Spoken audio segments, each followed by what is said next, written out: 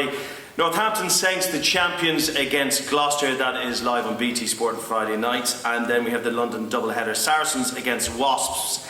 And we have London Irish against Harlequins. That's on Saturday. And on Sunday, we have London Welsh. Welcome back to the Premiership. Great to have you back against the Exeter Chiefs. And the highlights of the other two games, as usual, will be on Sunday before the live match. So it's all very exciting. Great to see you all. Look, let's look ahead by looking back, shall we? And look back at what was a fantastic season, culminating in a really dramatic and wonderful final just a few metres that way in Twickenham.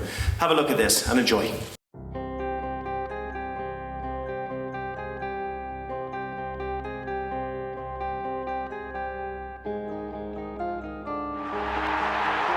Season launched.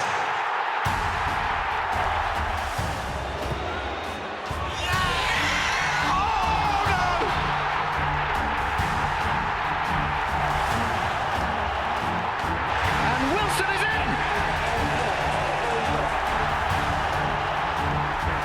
Big long pass is intercepted by Jonathan Joseph, and he will run this in unopposed, serving notice of their threat this season. Goes beyond Trinder, goes beyond May.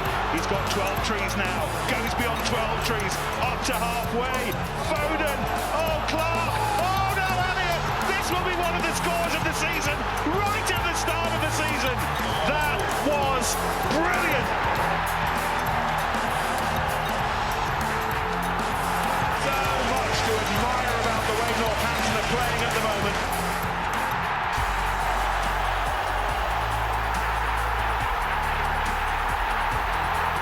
What a run from Welch, and he scored, and they will score. The sights and the sounds of Kingsholm on a Friday night was pure brilliance.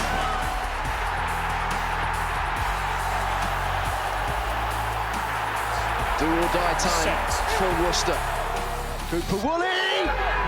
That is the tale of disappointment.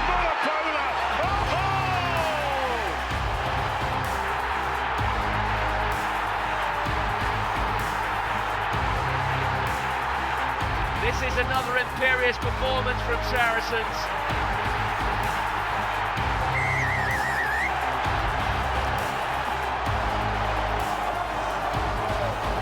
Back inside for Brown. A record points total. A moment of magic from George Ford. What an offload this is from Myler. That's the moment that they sneak into the playoffs. What?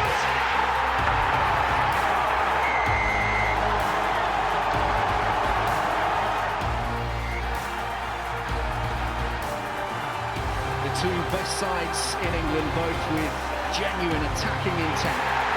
Brilliantly worked by Northampton. Is all on the line here at Twickenham. Inside edge of the post. You may award the try. Northampton will be kings of England.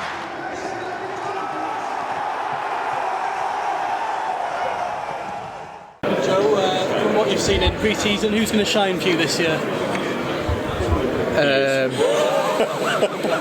It could be brilliant. Who should we big up? Marlon's looking sharp. He's come off the back of a great summer. He's been looking sharp in the first two games that he's played in. So looking forward to see what he can bring, if we can get him some ball. And also I'm excited to see Sink and Collier battle it out for that tight head shirt, because they both bring different qualities, and Sink someone to look out for, I think. Joe, what goals do you in particular have for this season? As a team, we'd love to win it, obviously. Everyone wants to do it, but to be more consistent and week in, week out being ourselves and be better than what we were last year. So what in particular in training are you concentrating on to make sure the consistency is there? I think we're putting ourselves under a lot more pressure than we were last year in training. The tempo and the pace of it's certainly upped, which is all well and good for the majority. But the fatties, while you're standing on the sideline, whilst I'm watching, yes, excellent. Us fatties are struggling with it a bit, but we're putting ourselves under a bit more pressure, so we don't panic as much in games. Yeah, how's the Six Nations and Rugby World Cup going to affect the performance of the squad this year? The anticipation of several Quins, including yourself, probably involved in the England squad. Well, it's hard to say. Like you said, it's anticipation that we're going to lose a couple of players, and that's inevitable in most of the clubs in the league. But we've got some great backups with the guys that are more than likely to go away. You've got the likes of Luke Wallace and Jack Clifford and Joe Trayford who can come in when Robbo's not there.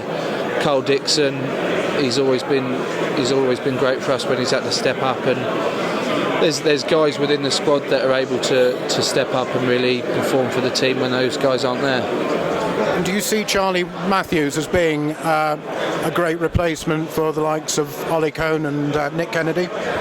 Yeah, Charlie's got different qualities to what Conan had. I'd say Charlie's slightly more athletic than what Conan was. But yeah, Charlie's got a big year ahead of him. He was playing well towards the end of last season and really starting to find some form, and hopefully he can bring that again this year. What value do you put on your elder statesmen such as Hugo Monnier, Nick Easter and Tom Williams? What do they bring to the squad in addition to their playing skills? Experience, you've just said it. If you had you always say when you're an older player, if you had the maturity in your head and the exuberance of youth, you'd be the perfect player. You'd have the perfect physical mix, and that's why someone like Joe, who's experienced so much in his early career, at the age of 24 still has years to go. So the earlier you come through, the quicker you actually accelerate that learning. People like Nick Easter, Hugo, they know where to be, probably without having to physically exert themselves quite as much as you do when you're younger. And it's just been there and done it. Realise, they've been through so many seasons, so many pre-seasons.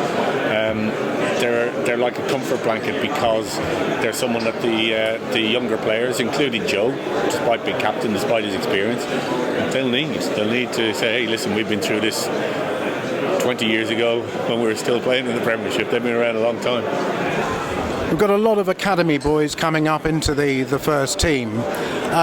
With the signings from other clubs, major signings such as Piri Wipu, who was mentioned at the press conference and the such like, how are the academy players going to meet this? By playing.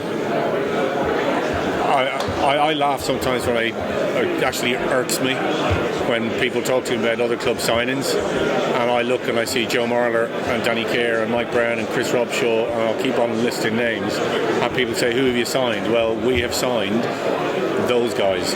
We have signed Kyle Sinclair, who every single person in the country will want to sign.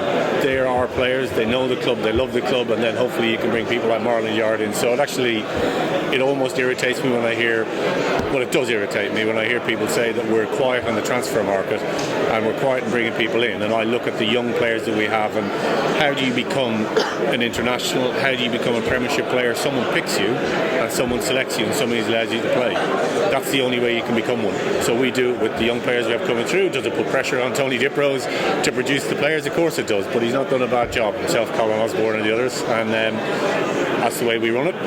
Doesn't mean it's the right way, but I love it. If you were to name three things a top flight coach could bring as an example for coaches who are up and coming, what would those be? The only thing I would ever say to anyone who's getting involved is to remember that you are only as good as your players.